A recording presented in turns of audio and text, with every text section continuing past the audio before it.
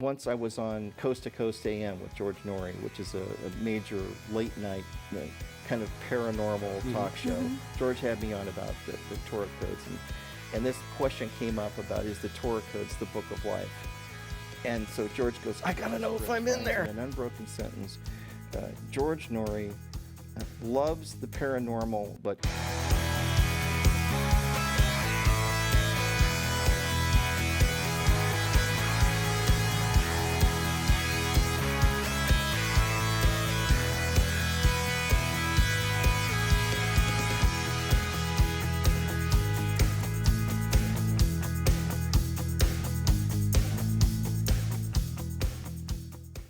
that I study this, and the older I get, the more I realize how important numbers are in Scripture, just in general. I mean, there's so many dimensions given and years given, number of days and nights, all of these numbers things. that repeat over and over again, too. Exactly. Yeah. So Right.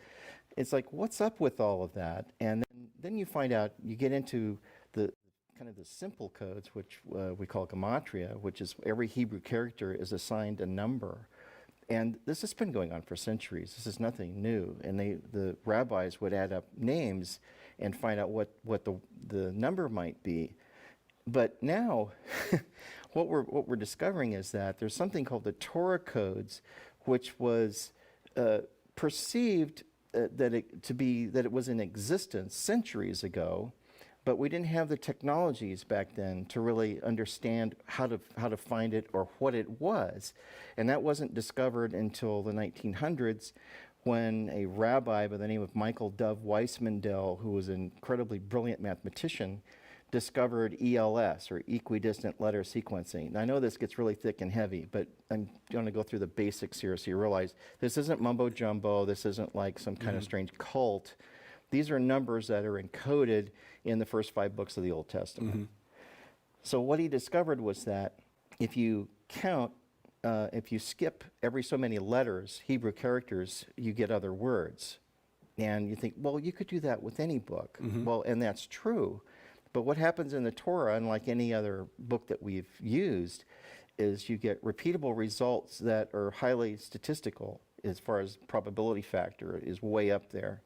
For example, right after 9/11 occurred, Professor Eliyahu Rips, who is pretty much considered the discoverer of the Torah Codes in the modern era, he would cringe if he heard me say that. But this is a name I want you to remember. Rips is a brilliant and humble professor of mathematics in the area of group theory, where he's doing things that are way beyond like the average person. This is a world-class mathematician. At the time that they discovered this, he was exposed to the concept of what Weissmandel came up with in 1976. And that number is 5736 in the Hebrew calendar. That number appears in tables all the time. It was the year that Rips discovered this thing that was expressed to him by another rabbi by the name of Yaniv. Rabbi Yaniv told him about this, that Weissmandel had discovered this. It wasn't until the 70s that we had a computer to even use. So you see how this is like, yes. time-stamped. So the first computer that they ever did the Torah Codes on was an Apple II, because that's all there was. And you can remember in those days, there wasn't enough memory to put the whole Torah in the computer, so they would do a few chapters at a time. And then in those days, there was no Hebrew font. Right. So then you have to think, well, how in the heck? And I asked him this at his apartment last time I saw him in Israel. How did you guys do this then, so long ago? And he said, well, we assigned every letter a number. Now, this is different than gematria. This is just so they could input it into the computer. So essentially what they got is they did testing to look for names and events and places and dates.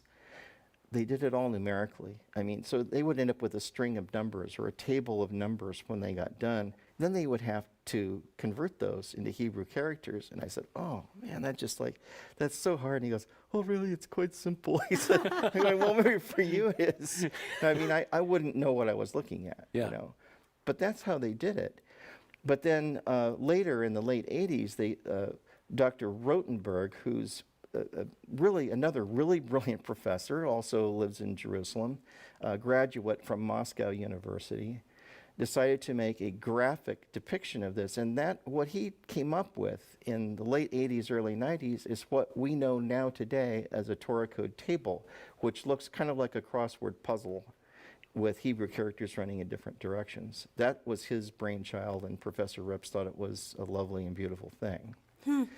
So that's how we got to that point. Rather than neglecting this, I have to mention that in those days, those early days, there were two other men working with Professor Rips. One was named Doran Woodstum, who was a brilliant computer programmer, and there was another man, Yoav Rosenberg.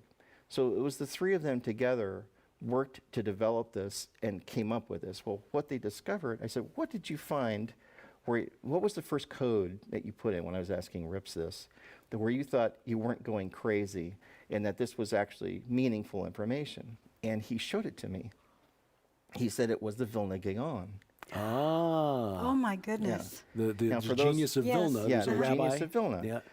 So it comes up in the codes, the genius of Vilna, and then it, like, his birth and death, and it was in there, and where he lived, and all these things, it all appeared on one line.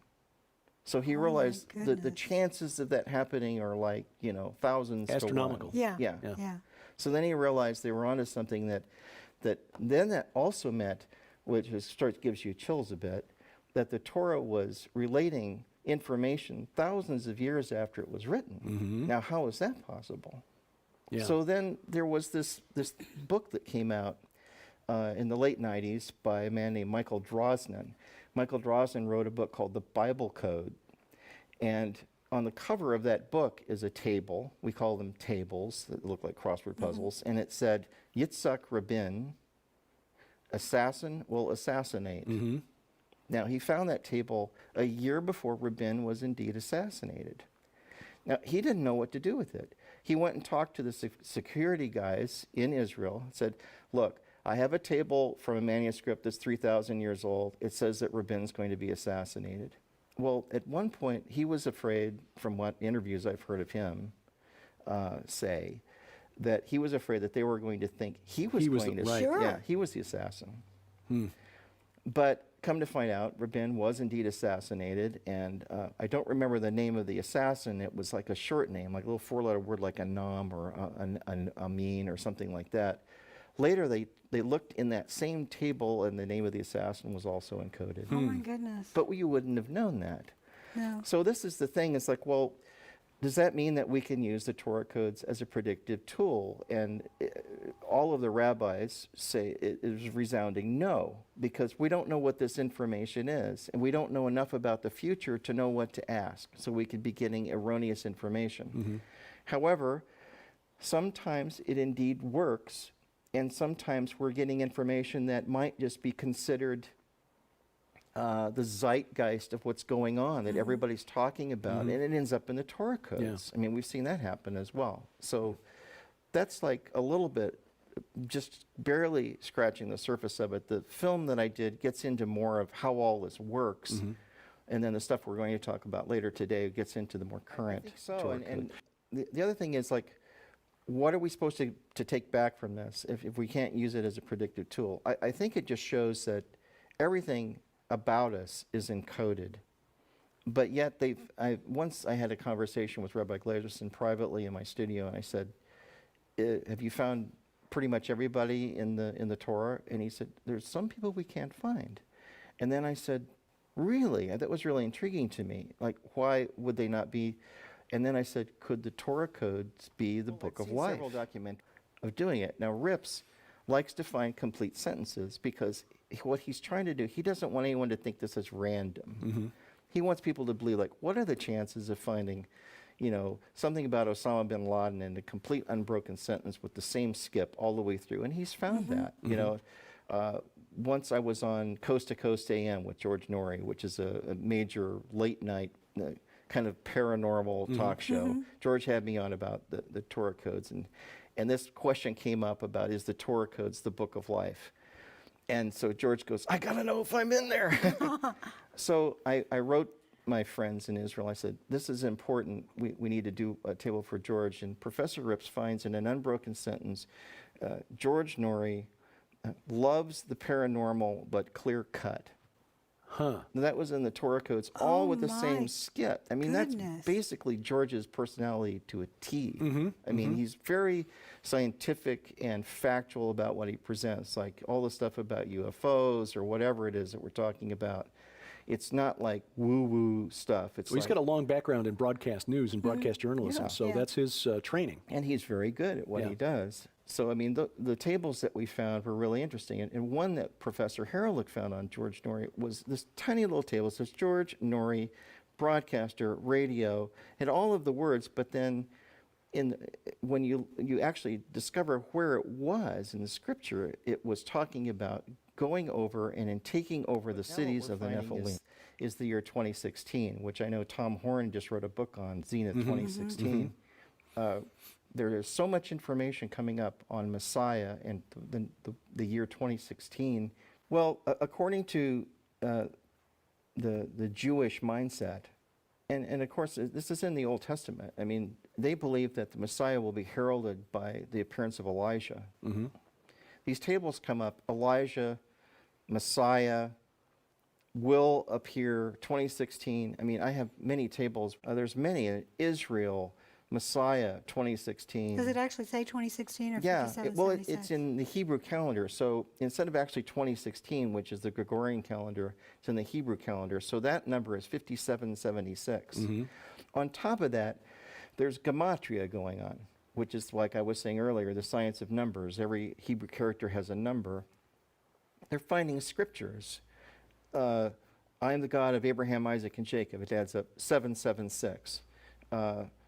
The year of the Messiah, 776. I mean, all of these things, these sentences, these scriptures add up to that. And if you go to my website, you can actually see these because I have them up there and you can just watch them. And the website is? Endtodarkness.com. Right now, What's really hot is the gematria about the year of 5776. And I know Tom Horn just wrote a book about why does this year come up? Right, Zenith Even in ancient 2016. texts, the Vilna Gaon mentions it, all of that. In fact, there's a prophecy that the Vilna Gaon made back in the 1700s that said, when Russian ships cross through the strait, the Bosphorus Strait, then the Messiah will come. Yeah. Now that's kind of what's happening on the Bosphorus Strait. Now this is really weird. When I was talking with L.A. Marzulli about this, because this was something that I was learning from my rabbi friends, that people don't really know where that is. I mean, it's a strait that connects two bodies of water, and the lower one is called the Sea of Marmara, and the strait goes right past the city of Istanbul. Right. So if you went into the Sea of Marmara and you went west just a few miles, you'd be at Kamburgas. And Kamburgas is where the most major UFO sighting of all time happened. No, I did not know that. I think didn't know. you ask any American, we'd say, well, Roswell. Exactly. No, this is where a UFO appeared 3 years in a row, and the last one, which was in Watchers 9, I did an analysis on it where you could actually see beings inside moving around, turning their heads, all of that kind of thing. Now that is just like a few miles from where the Russian ships are supposedly entering the Sea of Marmara, because that's where the craft was hanging over the Sea of Marmara. I mean, this is like, and I'm not kidding with this. Yeah. This is a real thing. When I first got involved with the rabbis, I was really afraid to even breach the topic of UFOs because it sounds like you're crazy or a conspiracy theorist or something like that. Right. I knew they were real. There's just too much evidence Well, of it. you're in good company here because we're all already labeled as members of a sci-fi apocalyptic prophetic cult. So I have I several can't worry versions about of it. my tinfoil hat. That's right. So, yeah. I can't worry about what people think of me. It's like, okay, I know this is real. I've had too much experience with it. So, if you don't like it, don't listen to me. yeah. But there's so much information about all of that, and I was afraid to even broach the topic with Rabbi Glazerson until he comes out on his own volition. We got to talking about the flood or something, and he was at my studio. It's so much fun talking with him. It's really a lot of fun talking with Rabbi Glazerson. But he said, we got talking about the Tower of Babel, and he said, oh yes, it was a launching platform for space vehicles. That's interesting. Now, all of a sudden, the idea of building a tower into heaven, it takes on a different concept. Right. Yeah. Yeah. Well, we've talked several times about how it actually was a gateway. So, Yeah. yeah. Yeah. But see, Jews that are studying at that level, that are serious about what they're studying, expect all this stuff to happen before the Messiah occurs. I mean, this is like just old hat to them. It's like, oh yeah, well, the UFOs are going to be around, and these beings are going to, appear. It's part of what's in their ancient Jewish mystical texts. Well, it seems that there's almost a week doesn't go by that we don't hear another proclamation from Israel, from an Orthodox or ultra-Orthodox rabbi, that the time of the Messiah is coming soon, that he's here imminently. The Vilna Gaon's prophecy, in fact, also included a reference to Russia taking the Crimea, which it did in the Crimean War, but Very it much also so. did again in March of 2014. So that's been fulfilled as well. Yeah. And of course, with Russia and Turkey fussing over their policies in Syria, Russia could wind up in Constantinople before we know it as well, Istanbul. Nothing at this point would surprise me with the Saudis amassing 350,000 troops and all of that. Right. It's like, what's going on over there? Yes. It's crazy. But some of these tables, which I'll give you here, according to ancient Jewish mystical texts as well, like the Zohar and the Midrash, they believe that at the time of the Messiah, there also is going to be this planet that appears. It says new stars will be seen, will be discovered during the time of Messiah. Now, just recently we had Caltech say that they've just discovered Planet 9. Now, they haven't seen it, but they can tell because of its perturbations of other planets. There's a very large body out there somewhere, Yeah. at least 7 to 10 times the size of the Earth. Now, oddly enough, Gil Broussard calls his website Planet 7X. Right. Because he's believed that all along. And he's going with some really great information back in 1054, where in China, they saw this planet pass through. And evidently, this planet comes a lot more frequently than anybody ever imagined. And yet the Earth isn't destroyed every time, because it depends on how far away it is when it passes. This time, we aren't so sure what's going to happen. Yeah. It's like, so there's this table I have here. It says Nibiru, which is the Nibiru, yeah. sometimes the way it's referred to, 5776, a threat. And now those two lines of text are in parallel with each other, and also the word Purim is in there. Now that's like this month. Oh, Wow. Okay, a lot of people are saying it's going to happen on the 26th of March, where we start seeing this thing. And typically in Scripture, when things go crazy, the parting of the Red Sea, all these things, it happened during that time of year, according to Gil Broussard, and I believe he's right. There's another one here. It says the threat of comet. Again, Nibiru, the stars of the host of the sky. That's in the plain text. And it says, lift up your eyes to the sky. Another thing in the plain text. oh my goodness. Stars of the sky. And then the date 5776 is in there. Now we don't know what that means. We're baffled by why 5776 keeps appearing in so many code tables. Here's another one. Threat, star, will be spoken. Everybody's talking about it. 5776. The time of the coming of Nibiru. Is it possible that it's referring to this? Well, the way you would seal something is to encrypt it. Yes, Especially yes. if people are already reading it. I really believe that firmly, that these kind of encryptions, the time of the end means that if this is the time of the end, if we are actually living in the time of the end, and a lot of people believe that we are, because there's just unexplainable things happening all over the world. We didn't have computers to the extent that we do today, and the comfort level of it, and the software written to do it. That's kind of like a way to unlock when these things are supposed to be known. And it's taken years for people to even know that the Torah codes exist. And a lot of people poo-pooed it and said, oh, well, you can find codes in any text, Sure. with a powerful, and that's true, but like the propensity for those codes to be as clustered together and in such a small space with so few characters, or even using skips that the number of the skip itself is meaningful, like the secret number of God, which we talk about in one of the videos on my website, which they can just watch for free.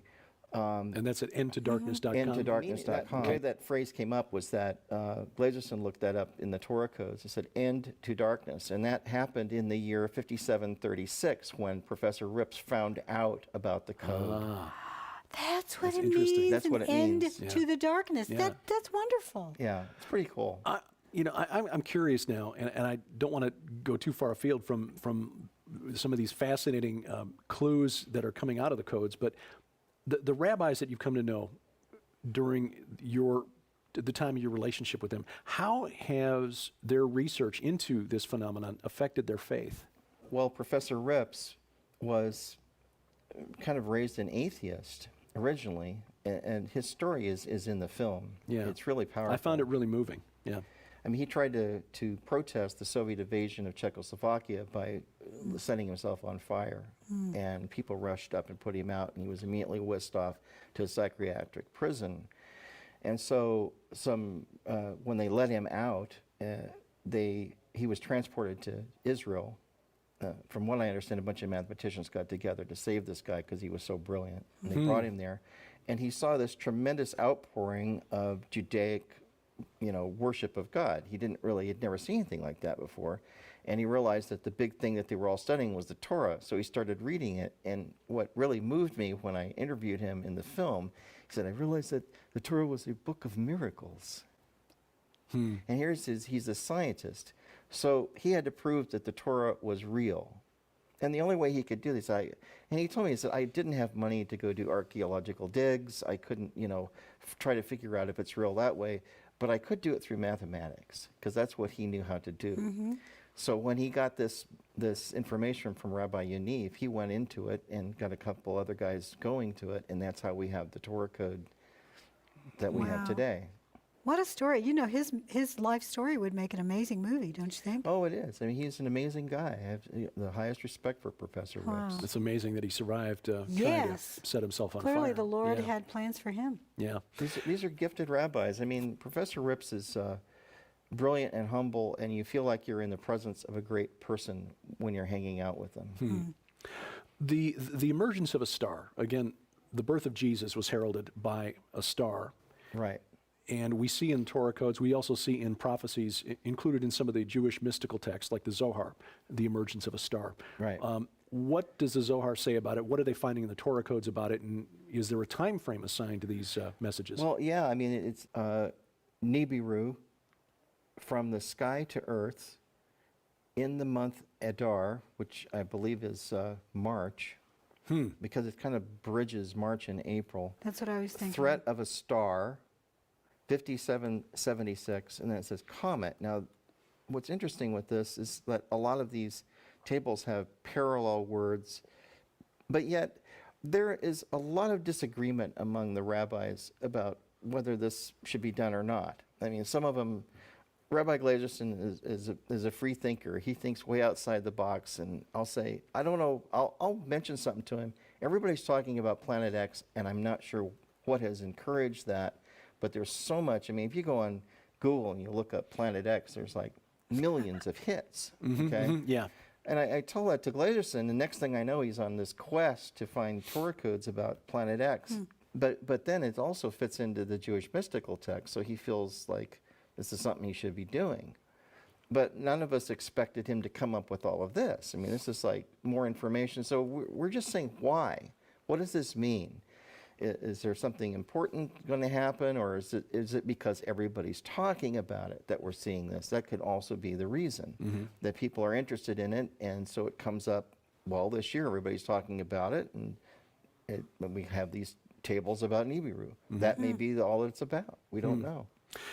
The idea that knowledge will increase and that things are being unsealed, that this is an end to darkness, indicating the prophetic fulfillment of the messages from the Torah. You talked before in our last program about some of the conversations you've had with Rabbi Glazerson about faith. He is a Jewish rabbi, and you are a Christian.